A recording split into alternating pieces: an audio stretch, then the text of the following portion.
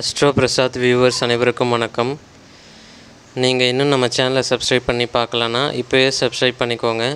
பக்கத்தில் இருக்கிற பெல் பட்டனையும் ப்ரெஸ் பண்ணி ஆல்னு செட் பண்ணி வச்சுக்கோங்க. அப்போ தான் நான் போட போகிற வீடியோ உங்களால் ஈஸியாக பார்க்க முடியும். இந்த வீடியோவில் நம்ம என்ன பார்க்க போகிறோம் அப்படின்னு பார்த்திங்கன்னா, அதாவது இது ஒரு வார பலன்கள் அப்படின்னு சொல்லலாம். தனுசு ராசியை பொறுத்த வரைக்கும் ஆகஸ்ட்டு 5ஆம் தேதி வரை, அதாவது கம்மிங் மண்டே வரைக்கும் பார்த்திங்கன்னா கொஞ்சம் ஒரு சில சரியில்லாத தன்மை இருக்குது கிரகநிலையில். இந்த மாதம் ஃபுல்லாகவே நல்லா இல்லை அப்படிலாம் ஒன்றும் கிடையாது. இந்த ஒரு 4-5 நாட்கள் வரும், ஓகேங்களா.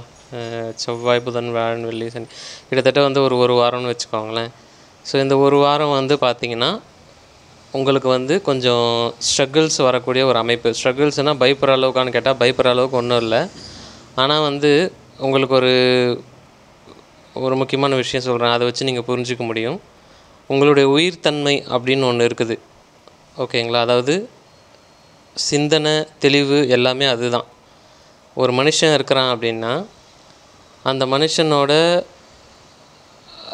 ஜாதகத்தில் சூரியன், சந்திரன் அப்படின்றது மிக முக்கியம். என்ன தான் மற்ற கிரகங்கள் வலுவாக இருக்குதோ இல்லையோ, லக்னாதிபதியே உச்சமாக இருந்தாலும் சூரியனும் சந்திரனும் ஒன்றுமே இல்லாமல் இருக்குது ஜாதகத்தில் அப்படின்னா அவங்க ரொம்ப வீக்காக இருக்கிறாங்க அப்படின்றது அர்த்தம், ஓகேங்களா. ஸோ சூரியன் ஆத்மகாரகன், ஆன்மாவை குறிக்கக்கூடிய ஒரு கிரகம் அப்படின்னு சொல்லலாம். சந்திரன் பார்த்திங்கன்னா மனோகாரகன், அதாவது உடலை குறிக்கக்கூடிய, மனதை குறிக்கக்கூடிய ஒரு கிரகம் அப்படின்னு சொல்லலாம்.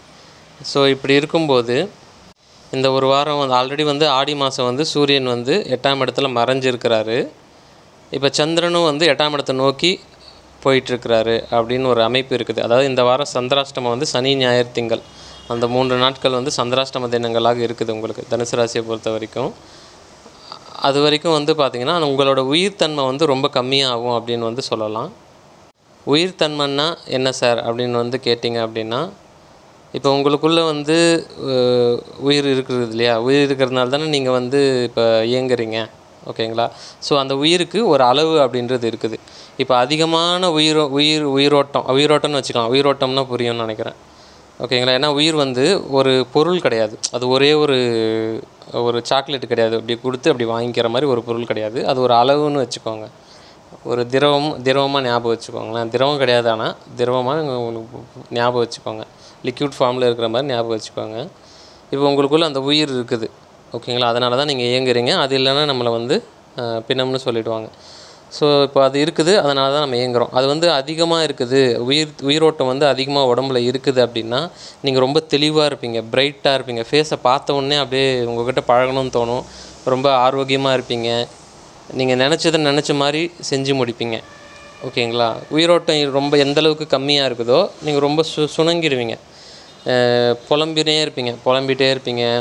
என்ன இது வாழ்க்கை, என்ன இது, ஒரு செயல் செஞ்சாலுமே அதில் முழு கவனம் வச்சு செய்ய மாட்டீங்க. ஸோ இதுதான் பேசிக். இந்த உயிரோட்டத்தை தான் சிவபெருமான்னு சொல்கிறோம், ஓகேங்களா. சிவம் எனக்குள்ளே இருக்குது அப்படின்னு சொல்கிறதும் இந்த உயிரோட்டத்தை தான் குறிக்கும், சரிங்களா. இப்போ அந்த உயிரோட்டம் எந்த அளவுக்கு இருக்குது அப்படின்றது அவங்கவுங்க உடம்பை பொறுத்து, ஜாதகத்தை பொறுத்து மாறுபடும் அப்படின்னு சொல்லலாம். இது நல்ல தூக்கம், உங்களுக்கு நல்லா தூங்குறீங்க நைட்டில் அப்படின்னா நல்ல உயிரோட்டமாக இருக்கிறீங்க அப்படின்றது அர்த்தம். இது தூக்கத்து மூலயமா மட்டும் கிடைக்காது, பஞ்சபூதங்கள் மூலயமாவும் கிடைக்கும். இதை பற்றி நான் ஆல்ரெடி சொல்லியிருக்கேன், இருந்தாலும் மறுபடியும் சொல்கிறேன். அதாவது நிலம், நீர், நெருப்பு, காற்று, ஆகாயம், இந்த 5 பூதங்கள் வழியாக தான் இந்த உடம்பு இயங்குது. 5 பூதங்கள் வழியாக உங்களுடைய உயிரோட்டம் ரொம்ப அதிகரிக்கும் அப்படின்னு சொல்லலாம். இப்போ நிலம்னா நம்ம சாப்பிட்ற சாப்பாடு மூலயமா கிடைக்கிறது. அதாவது நீங்கள் அரிசி, பருப்பு, காய் எது எடுத்துக்கினாலும் அது நிலத்து மூலயமா தான் கிடைக்குது அப்படின்றதுனால அதன் மூலயமா உங்களோட உயிரோட்டம் அதிகமாக. அது நல்ல உணவாக நீங்கள் கொடுக்கும்போது உயிரோட்டம் அதிகமாகும். 1. 2வது பார்த்திங்கன்னா நீர், தண்ணி எந்த அளவுக்கு நல்லா குடிக்கிறீங்களோ, நல்ல தண்ணியை குடிக்கிறீங்களோ, அதாவது நல்ல தண்ணினா ஆர்ஓ வாட்டர் கிடையாது, சுத்தமான தண்ணி, இயற்கை வழியில் வரக்கூடிய தண்ணி. ஆர்ஓ வாட்டரில் இருக்கிறத விட இயற்கை வழியாக வரக்கூடிய தண்ணி, மலைகளில், காடுகளில், அப்படி இல்லைன்னா உப்பு தண்ணின்னு கூட சொல்லலாம். ஆனால் அதிகமான உப்பு தண்ணியாக எடுத்துக்க முடியாது, நார்மலான ஆற்று தண்ணி அப்படின்னு சொல்லலாம். ஸோ இதெல்லாம் எடுத்துக்கும்போது உங்களுக்கு அதிகமான உயிரோட்டம் அப்படின்றது கிடைக்கும். நல்ல காற்றை சுவாசிச்சிங்க. இப்போ சிட்டி லைஃப்பில் நீங்கள் இல்லாமல் வில்லேஜில் இருக்கிறீங்க அப்படின்னா நல்ல காற்று மூலிமா உயிரோட்டம் அதிகரிக்கும்.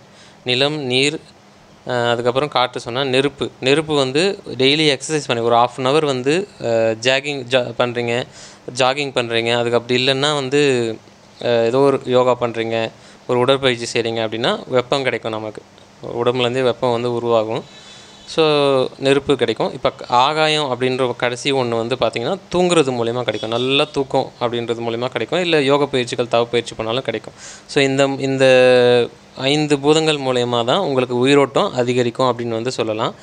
ஸோ இப்போ வந்து இதுக்கு சொல்கிறேன்னா, இப்போ சூரியனும் சந்திரனும் 8ஆம் இடத்துல சந்திராஷ்டம நிலையில் உங்களுக்கு 5ஆம் தேதி வரைக்கும் மறையிறது அப்படின்றது வந்து பார்த்திங்கன்னா உங்கள் உயிரோட்டம் ரொம்ப கம்மியாக இருக்கும் அப்படின்றது அர்த்தம். ஸோ இந்த டைமில் நீங்கள் எந்த ஒரு இது உங்கள் பயமுறுத்துகிற பதிவுன்றது நிச்சயமாக கிடையாது. நீங்கள் ஏதாவது ஒரு செயல் செய்கிறீங்க அப்படின்னாலும், இதை ஆரம்பிச்சிங்க அப்படின்னாலும் இந்த வாரம் சரியாக போகாதுன்றதுனால தான் இந்த வீடியோவை நான் உங்களுக்கு சொல்கிறேன். சரிங்களா? எந்த ஒரு புது செயலும் புதுசாக ஆரம்பிக்கிறது எதுவுமே வந்து மண்டே வரைக்கும் டியூஸ்டே வரைக்குமே வேண்டாம் அப்படின்னு வந்து சொல்லலாம். சரிங்களா? ஏதாவது இன்றைக்கி டியூஸ்டே நெக்ஸ்ட் டியூஸ்டே வரைக்கும் வேண்டாம் அப்படின்னு வந்து சொல்லலாம்.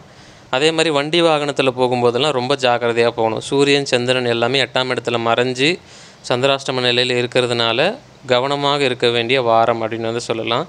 அதே மாதிரி ஹெவி ஃபுட்டு சாப்பிட்டாலும் ஜீரணம் ஆகாது. நீங்கள் வயசு பசங்களாக இருந்தால் கூட நீங்கள் அதிகமான வயிறு ஃபுல்லாக சாப்பிட்றீங்க அப்படின்னா ஒழுங்காக ஜீரணத்துக்கு வராது. ஸோ இந்த மாதிரிலாம் சில பிரச்சனைகள் இருக்கும். ஸோ அதனால் அரை வயிறு சாப்பிடுங்க. ஹெவி ஃபுட்டாக எதுவாக இருந்தாலும் தவிர்க்கிறது நல்லது. முக்கியமாக வந்து தனுசு ராசிக்கு மட்டும்தான் இது பொருந்தும், எல்லாருக்கும் கிடையாது. நல்லா புரிஞ்சுக்கோங்க. தனுசு ராசிக்கு மட்டும்தான் 8ஆம் இடத்துல போய் சூரியன் சந்திரனும் மறையுது இந்த வாரம் அப்படின்றதுனால தான் இந்த பதிவே நான் போடுறேன். ஏன்னா உயிர் முக்கியம் இல்லையா? உயிர் ஆபத்தெல்லாம் இருக்கிறதுனால கொஞ்சம் ஜாக்கிரதையாக வண்டி வாகனத்தில் போகும்போதெல்லாம் ரொம்ப ஜாக்கிரதையாக ரிஸ்க் எடுக்கிற விஷயங்கள் எதுவும் செய்ய வேண்டாம். வண்டி வாகனத்தில் போகிறது தவிர்க்கிறது நல்லது. முக்கியமாக சனி ஞாயிறு திங்கள்லாம் தவிர்க்கிறது நல்லது. அப்படியே போனாலுமே கொஞ்சம் ஜாக்கிரதையாக போகிறது, பார்த்து மெதுவாக ஸ்லோவாக போகிறது நல்லது. ரொம்ப வயசானவங்க இருக்கிறாங்க அப்படின்னா, அவங்க ரொம்ப நோயாளியாக இருக்கிறாங்க, அவங்களாம் வந்து ரொம்ப ஜாக்கிரதையாக இருக்கக்கூடிய ஒரு வாரம் இல்லை 4 நாட்கள் அப்படின்னு வந்து சொல்லலாம். நீங்கள் பயப்படுற அளவுக்குலாம் ரொம்ப பெருசாக நடக்குமான்லாம் அப்படிலாம் ஒன்றும் கிடையாது. எதுவுமே பிரச்சனை நடக்காது. ஆனால் எதுக்குமே ஒரு முன்னறிவிப்பாக ஒரு வீடியோ போட்டுடலாம் அப்படின்றதுக்காக தான் நான் இந்த வீடியோவே போடுறேன். நீங்கள் பயப்பட வேண்டிய அவசியம் கிடையாது. பயப்படுற அளவுக்குலாம் ஒன்றுமே கிடையாது. இப்போ சப்போஸ் யாராவது யோசிச்சிருப்பீங்க, ஏதாவது ஒரு பிஸ்னஸ் ஸ்டார்ட் பண்ணலான்ட்டோ இல்லை வேறு ஏதாவது ஆரம்பிக்கலான்ட்டோ, அது வந்து இந்த வாரம் ஆரம்பிக்கக்கூடாது இல்லையா? ஆரம்பித்தா சரியாக வராது. ஏன்னா உங்களோட உயிர்த்தன்மை எந்த அளவுக்கு இருக்கோ அந்த அளவுக்கு தான் உங்களுடைய செயல்கள் வந்து அந்த விஷயம் வந்து சக்ஸஸாக இல்லையா அப்படின்றது தீர்மானிக்கப்படும். ஸோ உயிர் ஓட்டமே வந்து உங்களுக்கு லோவாக இருக்கும் அப்படின்றதுனால, நீங்களே சிந்தனையிலே வந்து ரொம்ப சுணங்கி இருப்பீங்க அப்படின்றதுனால, எந்த ஒரு விஷயமும் நெக்ஸ்ட் வீக் செவ்வாய்க்கிழமைக்கு மேலே ஆரம்பிச்சிங்கன்னா நல்லா வரும். ஒரு பிரச்சனையும் இல்லை. அதுக்கு மேலாம் சூப்பராக இருக்குது. ஒரு பிரச்சனை இல்லை, அருமையாக இருக்குது. ஆகஸ்ட் மாதம் முழுக்கவே நல்லா தான் இருக்குது, ஒன்றும் பிரச்சனை இல்லை. இந்த ஒரு வாரம் மட்டும் கொஞ்சம் யோசித்து பார்த்து சிந்தித்து செயலாற்றுவது உங்களுக்கு நல்லது. அப்போ என்ன பண்ணணும் அப்படின்னா, ஒன்றும் பண்ண வேணாம், சும்மா இருந்தால் போதும். ஆல்ரெடி என்ன வேலை செஞ்சுட்ருக்கீங்களோ அதை கண்டினியூ பண்ணுறது நல்லது. ரிஸ்க் எடுக்க வேண்டாம். நன்றி.